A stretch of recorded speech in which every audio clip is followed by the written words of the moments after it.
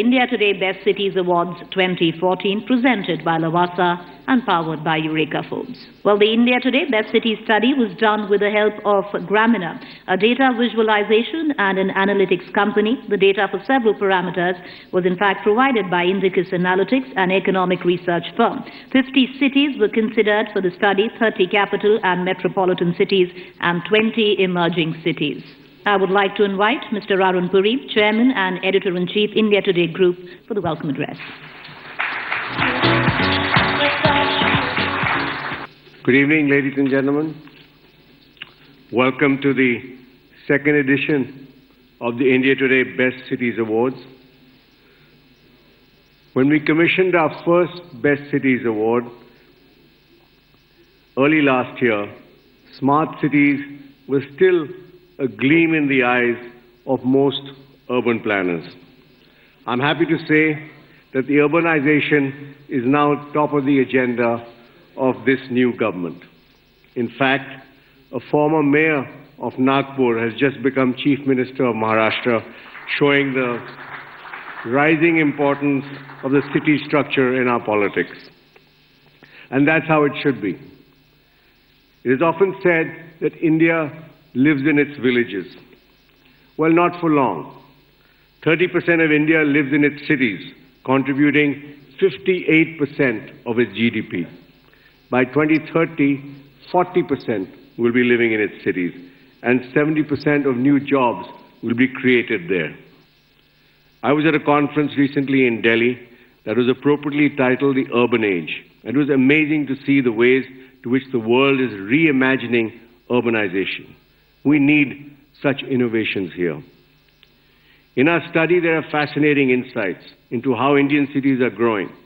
Those in the south are doing extremely well, while in fact there is no emerging city winner in the east, which shows the limitation of urbanization in that region.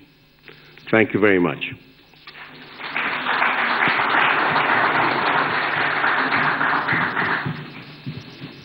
Thank you, Mr. Puri. Can we commence with our panel discussion? And for that, I'd like to invite on stage Mr. Shekhar Gupta, Editorial Advisor, India Today Group. I can invite my fellow panelists, Gurcharan Das, Sanjeev Sanyal, Partha. This country's psychology has changed a little bit, because after 60 years of abusing cities, 60 years of belief that everything virtuous was in villages of India and everything awful came to the cities, we are now focusing on cities. And as all of us know, for any change to come in India, it has to start politically. And for any political change to come to India, it can never be top-down. It has to be bottoms-up. I think a great city needs to have great public domain, which all the citizens can use. So I would say that is the first and the most important, probably. Buildings have to harmonize with the city. Yes, and city is the public spaces, basically, to me. But our public spaces, Gurcharan, are now shopping malls. Yes, and that is a problem. That I think the whole idea that Shyam is talking about really is that you have to begin with the human being. And a city, and this is one of the things that Modi will have to also realize when he works with this smart city. And I think he has, to some extent, realized it, because he has begun the smart city story with the Swachh Abhiyan campaign, which means it's a matter of attitudes. And so human beings with the right attitudes, you put them together. And so I hope that one of his first smart cities actually will be Dharavi, the biggest slum in Asia. Partha Mukhopadhyay, Gurcharan talked of stealth. I would take it one step forward. I'll say theft and robbery.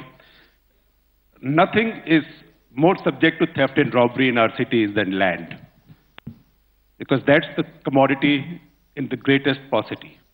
And that is the commodity with the greatest value, and that is the commodity with the greatest arbitrage. A politician can, with one stroke of the pen, change land use and make agricultural land residential, and it jumps 500 times in price, of which politician keeps half. how big a problem is that? And can that be addressed? First, it's not really theft and robbery, right? Because it's legally done. So the first issue is, and if it is legally done, then the good story is that you can change the laws to make sure that it's done more frequently. What's the problem with a change of land use? Change of land use is important. It has to happen. If you're going to urbanize, you have to have the change of land use. The problem right now is there's too little of it.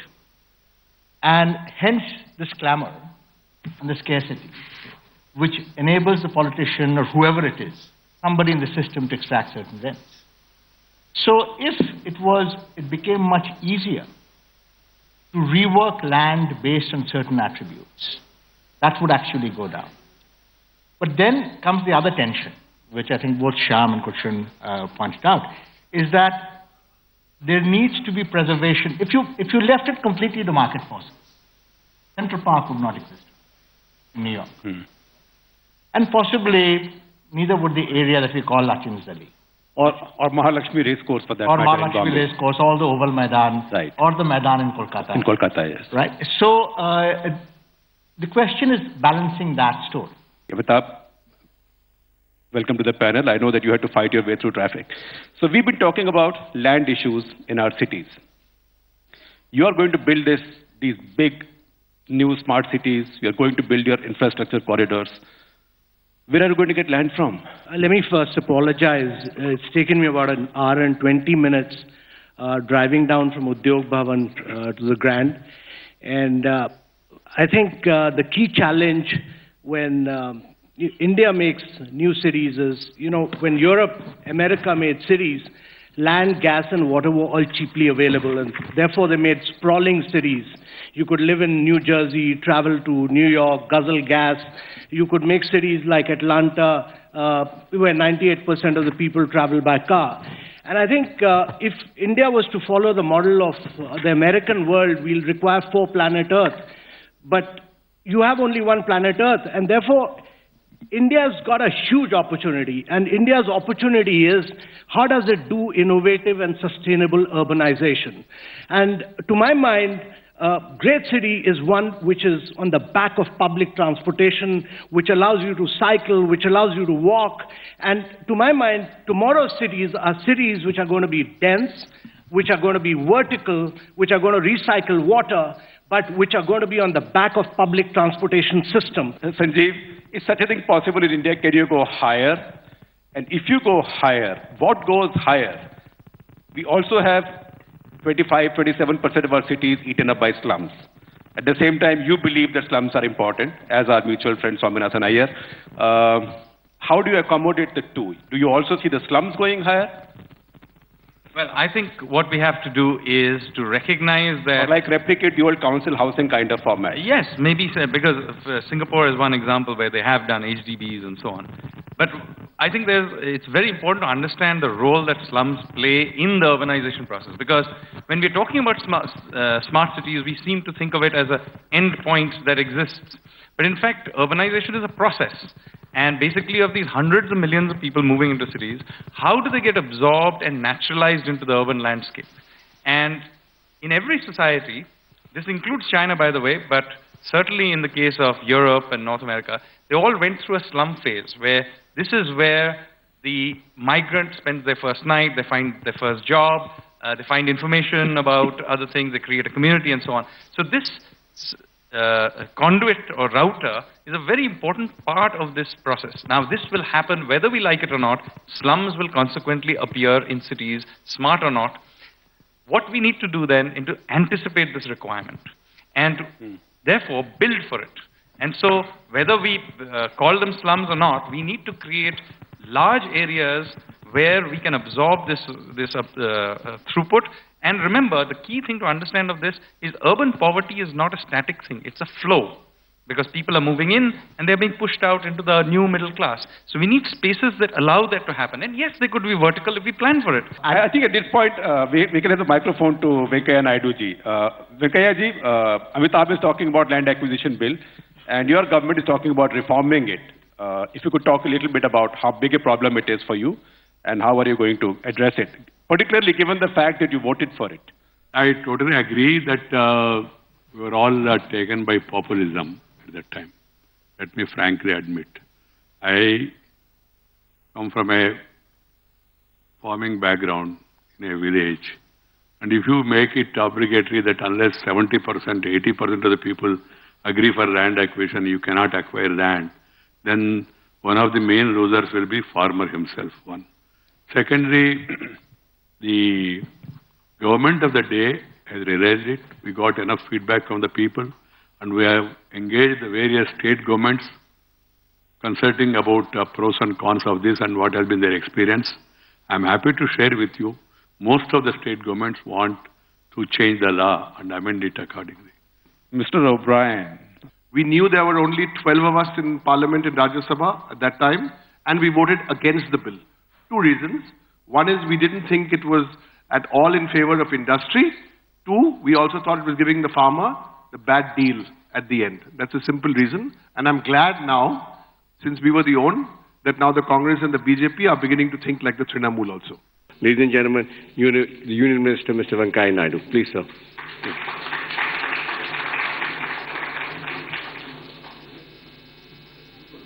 After independence, Mahatma Gandhi said back to villages. But our great leaders have shown their back to villages and moved towards towns. So today it's a reality. It is 31% urban. In the coming 20 years, the estimate shows 20-25 years, we may reach 50%. The reason being, whether you like it or not, I was earlier rural development minister. Even I migrated to urban development now.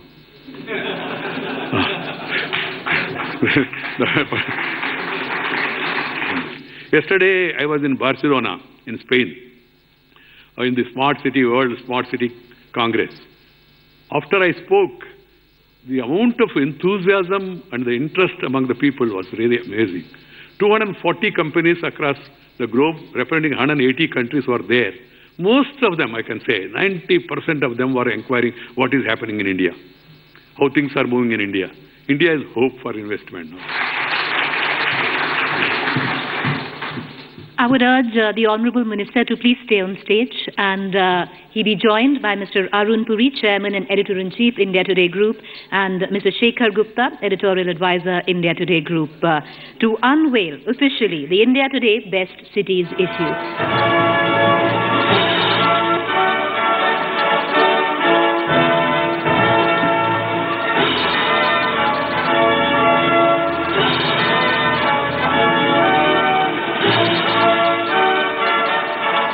With that, let's go into our first category, the category of environment. And the best city in the category of environment is Thane. May I call upon Sanjay Bhaurav More, the Mayor of Thane, and Ashok Rangkam, Additional Commissioner for the city, to come up on stage and accept this award.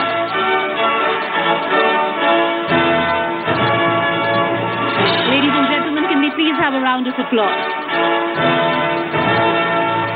And the best emerging city for the category of environment goes to Mysore.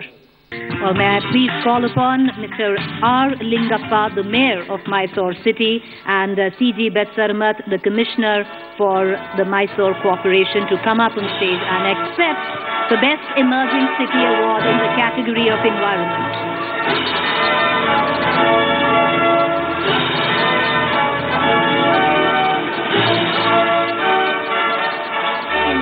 That is in the category of cleanliness. Eureka Forbes is proud to bring you the Clean City Award. And what better a company to be associated with this award? So in the category of cleanliness, the city which has won is the city of Chandigarh. And may I please call upon Mr. Harful Chandra Kalyan, the Mayor of the city of Chandigarh, and Rajiv Gupta, Additional Commissioner, Municipal Corporation for the city of Chandigarh.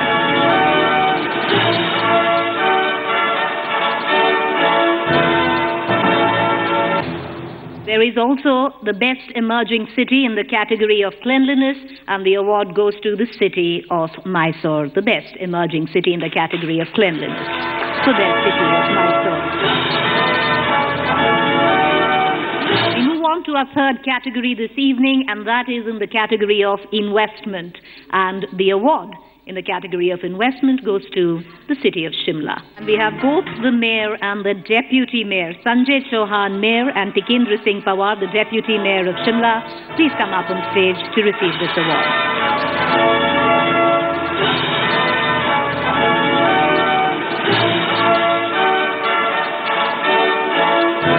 The best emerging city, and that is the city of Coimbatore. And may I please call upon Mr. P. Thangamani, Minister for Industries, and Mr. C.V. Shankar, the Principal Secretary, Industries Department, the Government of Tamil Nadu, to receive this award.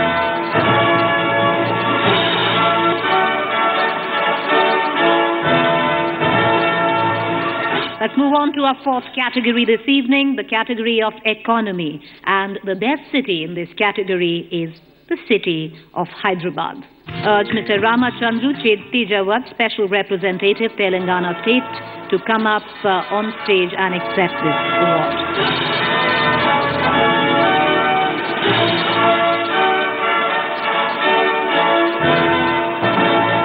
Well, there is a best emerging city in the same category of economy as well, and the best emerging city is the city of Surat.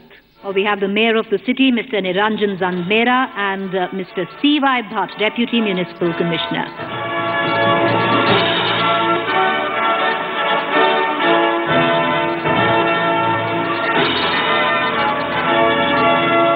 We move on to the fifth category this evening, and that is the category of transport. And the city that has emerged on top is the city of Chennai.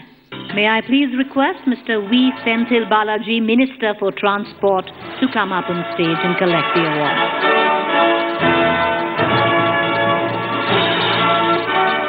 Well, there is a best emerging city as well, and that is in the same category, the city of Coimbatore. Once again, may I request Mr. V. Senthil Balaji, the Minister for Transport for Tamil Nadu, to come up on stage.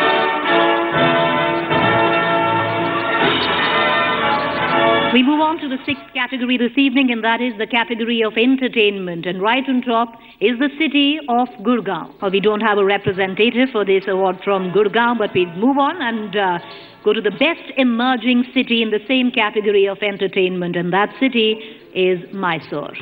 And I'd like to call upon the Mayor, Mr. R. Lingappa, and Dr. C.G. Betsarmat, the Commissioner, Mysore Corporation.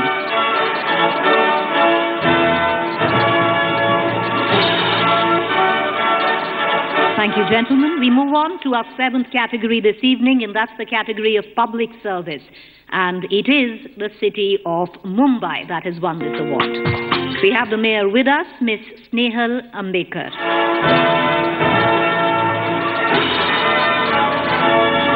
The best emerging city in the same category, and that is the city of Coimbatore.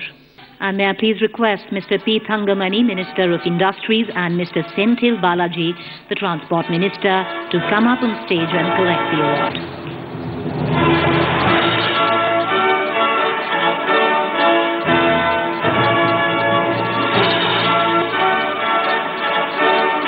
We move on to our eighth category, crime and safety, and right on top is the city of Kolkata. May I please call upon Mr. Derek O'Brien, Rajya Sabha member, to come up on stage and accept the award for the city of Kolkata.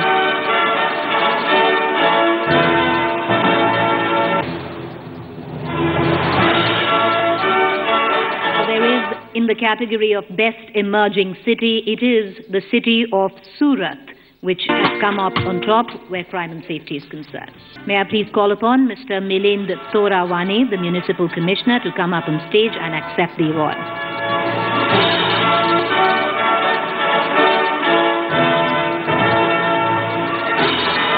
In our ninth category, which is healthcare, it is the city of Pune. We don't have a representative from Pune, but we move on to the best emerging city in the category of healthcare, and that's the city of Coimbatore.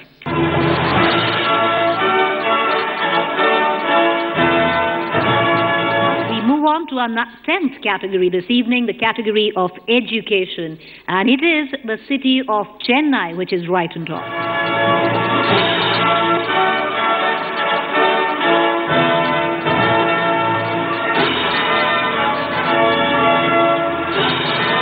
best emerging city in the category of education is the city of Nagpur. And I'd like to call upon stage Mr. Ganesh Pokulvar, Deputy Mayor, Ms. Chetna Sang, Education Chairperson, Harish D. Kondwani, Sports Chairman, Dipendra Lokhande, Education Officer. In the category of housing, the award goes to the city of Hyderabad.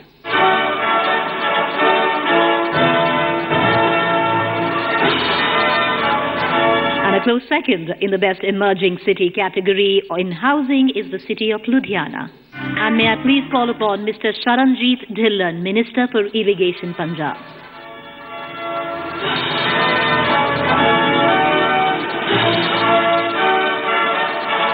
That brings us to the final award this evening in the overall best city category in the country, and that is the city of Chennai. I would like to call upon Mr. Sadai Dwarasamy, the Mayor of Chennai, and Vikram Kapoor, Commissioner, Chennai Corporation.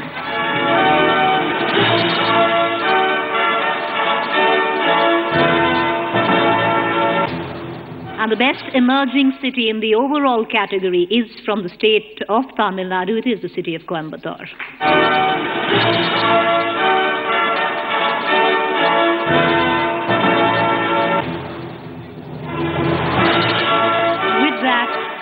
May I please request all award winners tonight to come up with their trophies on stage.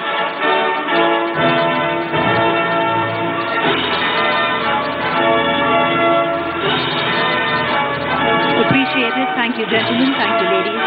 Well, with that, we've come to the end of this gala evening. Thank you.